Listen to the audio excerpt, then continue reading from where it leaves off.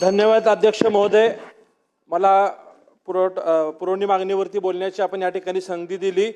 पाणी पुरवठा व स्वच्छता विभागाच्या पूरक मागणी क्रमांक Y2 एकूण बाब क्रमांक 432 पान क्रमांक 301 वर मी या ठिकाणी बोलण्यासाठी उभा आहे। सोलापूर शहराला दररोज पाणी पुरवठा होण्यासाठी मागील वर्षी हिवाळी अधिवेशनात समांतर जलवाहिनीला पूर्ण होण्यासाठी 89 कोटी रुपयाची मागणी मी त्या ठिकाणी केली होती। महाराष्ट्राचे मुख्यमंत्री देवेंद्र फडणवीस साहेब यांनी त्यांच्या 100 दिवसाच्या प्रोग्राममध्ये 89 कोटी रुपये मंजूर करून दिले आणि ती समांतर पाईपलाईन पूर्ण देखील झालेली आहे। परंतु पाईपलाईन पूर्ण झाल्यानंतर एक बाब अशी लक्षात आली की शहराला रोज पाणी पुरवठा करणं अद्याप शक्य नाहीये। फक्त जे पाणी नदीवाटी येत होतं ते पाणी आता पाईपलाईन वाटी येत आहे।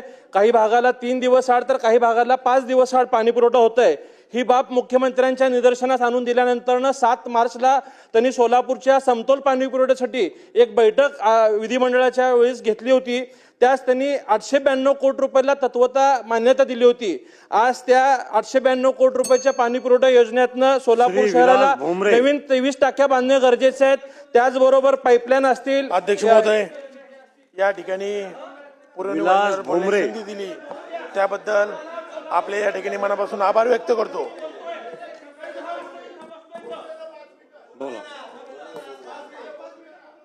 12 लाख सोलापूरकरांच्या पाण्याच्या प्रश्नासाठी बोलायला उभारलोय। सकाळी 10 वाजता आलोय। या ठिकाणी सोलापूर शहराची ही पाईपलाईनची कामं प्राधान्याने होणं गरजेचं आहे। स्वतः मुख्यमंत्री या ठिकाणी सकारात्मक आहेत। आज सुद्धा आम्ही मुख्यमंत्र्यांना भेटलोय, पालकमंत्र्यांना, आम्ही चीफ सेक्रेटरींना भेटलोय। त्यांनी आम्हाला असं आश्वासित केलंय की या 892 कोटी रुपयाचं टेंडर या 4-8 दिवसात लवकरच काढण्यात येईल। परंतु माझी शासनाला अशी विनंती आहे की प्रथम टप्पा असेल किंवा द्वितीय टप्पा असेल, या दोन्ही टप्प्यासाठी शासनाने निधीची तरतूद या ठिकाणी करावी, जेणेकरून या 892 कोटी रुपयाचं काम वेळेत पूर्ण झाल्यानंतर सोलापूर शहराला रोज पाणी पुरवठा होणार आहे। यासाठी या शासनाने प्रयत्न करावे। त्याचबरोबर नगर विकास विभागाच्या बाब क्रमांक 101 मध्ये मी या ठिकाणी मागणी करतोय। सोलापूरचे ग्रामदैवत शिवोगी सिद्धरामेश्वरांचे जे अतिप्राचीन मंदिर आहे, हे अमृतसरच्या धर्तीवरती तलावाच्या मधोभागी आहे। हे लोकसहभागातनं 12व्या शतकात स्वतः सिद्धरामेश्वरांनी खोदून काढलेलं तलाव आहे। याच्यासाठीही शासनाने 10 कोटी रुपयाचा निधी द्यावे। ईशान्य प्रवेशद्वार जे लक्ष्मी मार्केटच्या परिसरातलं अतिक्रमण काढून हा परिसर व इतर बाबी सुशोभित करण्यासाठी शासनाने 10 कोटी रुपयाची तरतूद यासाठी करावी।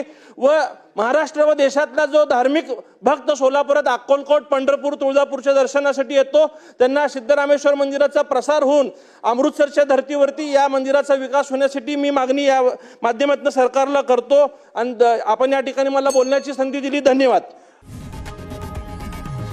लोकशाही मराठी ऐका, पहा, जागरूक रहा।